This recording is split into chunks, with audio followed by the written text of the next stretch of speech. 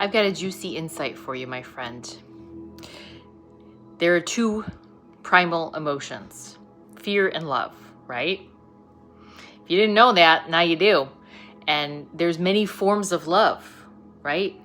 There's many aspects of love. You can look up the power versus force, and you know how emotions amplify our vibration.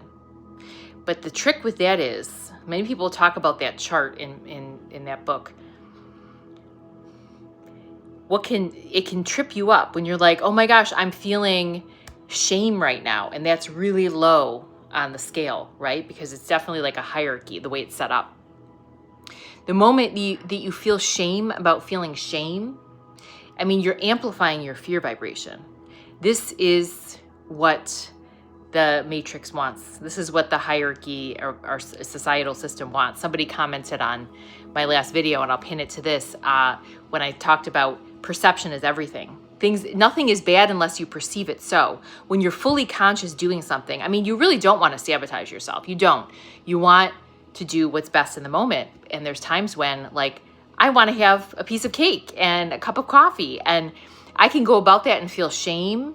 Oh my God, I'm having sugar, I'm having caffeine. That is going to impact my vibration, not necessarily the food, but when I'm eating that cake and having that coffee and feeling so grateful and even thanking God for this moment where I can enjoy this savory treat, that increases my vibration. And you know what happens? I digest better. Okay, the food is just a metaphor, it's just an example, but this happens with our relationships. This happens with our work. This happens, in our day-to-day. Our mind is constantly creating this current of energy about what we're experiencing. So you're going to feel fear. Hello, you're in a human body. Even monks sitting in caves meditating feel fear. And, they watch it come and go in waves because that's part of the human experience. What the key is when we become conscious is how we respond to it. So what I've started doing is it's like radical acceptance, just seeing it for what it is. Oh, I'm feeling shame right now. Okay. I'm feeling guilt. And the moment I feel that, I recognize that there's an acceptance that kicks in.